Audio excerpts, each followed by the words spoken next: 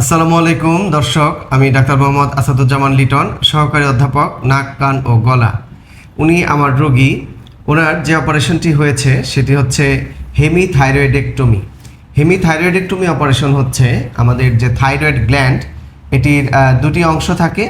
একটি হচ্ছে ডান পাশের লোব, একটি বাম পাশের লোব, এবং এই দুই পাশের লোব মাঝখানে একটি কানেক্টিং অংশ দিয়ে কানেক্টেড থাকে। এটির নাম হলো ইসমাস। কারো যদি শুধু এক পাশে টিউমার হয়, ডান পাশের লোব অথবা বাম পাশের লোবে, এবং এফএনসি বা রস পরীক্ষায় যদি দেখা যায় যে সেই টিউমারটি কোনো ক্যান্সার নয় বা কোনো খারাপ কিছু নয়, তখন আমরা শুধু এক পাশ অপারেশন করি। যে লোবে, ডান পাশে বা বাম পাশে যে লোবটিতে তার টিউমার, সেই টিউমারটি এবং ইসমাস এই অংশটি আমরা ফেলে দিই বলতে এই মাংসটি বের করে আমরা হিস্টোপ্যাথোলজি পরীক্ষা করে থাকি। তো আমার রোগীর ক্ষেত্রে এই অপারেশনটি হয়েছে হেমিথাইরয়েডেক্টমি। তার এক পাশের থাইরয়েড গ্ল্যান্ড এবং লোব ফেলে দেওয়া হয়েছে।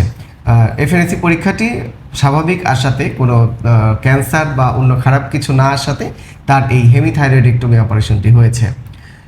আপনার নাম কি? মরিয়ম। মরিয়ম। হ্যাঁ, আপনার বাড়ি কোথায়?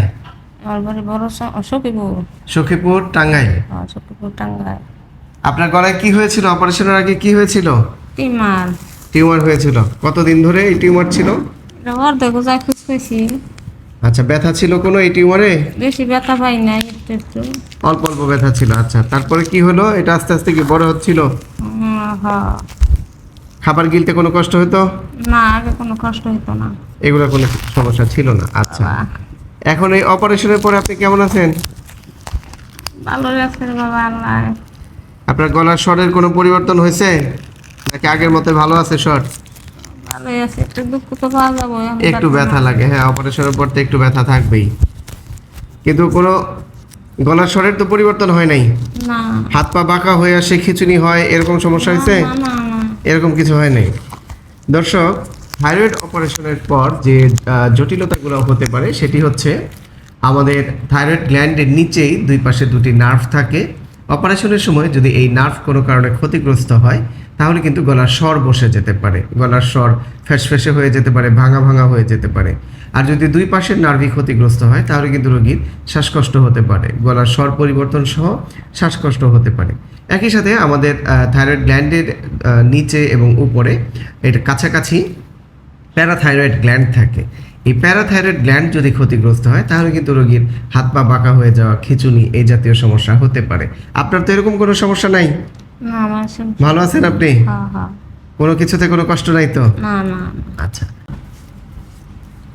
এখানেই তার থাইরয়েড ছিল এবং থাইরয়েড গ্ল্যান্ডের হেমিথাইরয়েডেক্টমি অপারেশন করা হয়েছে। আমরা থাইরয়েড গ্ল্যান্ডের অপারেশনের পর একটি ড্রেন টিউব দিয়ে রাখি। এই ড্রেন টিউবটি দেওয়ার উদ্দেশ্য হলো যে ভেতরে যদি কোনো ব্লাড থাকে বা কোনো কালেকশন থাকে, সেগুলো যেন এই ড্রেন টিউব দিয়ে বের হয়ে আসে। এবং আমরা আমাদের অন্তত 24 ঘন্টা বা 48 ঘন্টা আমরা দেখে তারপর এই ড্রেন টিউবটি খুলে দিই। কোনো সমস্যা হচ্ছে আপনার? আচ্ছা,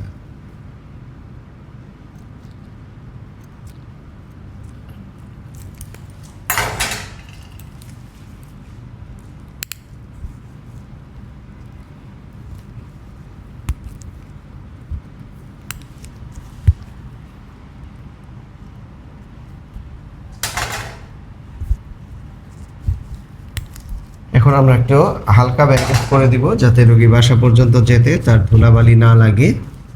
এই জন্য আমরা একটু হালকা ব্যান্ডেজ করে দিব এবং সেলাই কেটে দিব 7 দিন পর। অপারেশনের 7 দিন পর আমরা সেলাই কেটে দিব। দর্শক, যদি থাইরয়েড গ্ল্যান্ডে কোনো ধরনের টিউমার হয়, শুধু থাইরয়েড গ্ল্যান্ড না, গলায় যে কোনো ধরনের যদি ফোলা হয়, যেটি আপনার কাছে অস্বাভাবিক মনে হচ্ছে এবং সাধারণ চিকিৎসায় সেটি ভালো হচ্ছে না, তাহলে কিন্তু অবশ্যই একজন নাক কান গলা বিশেষজ্ঞ চিকিৎসকের পরামর্শ নিতে হবে।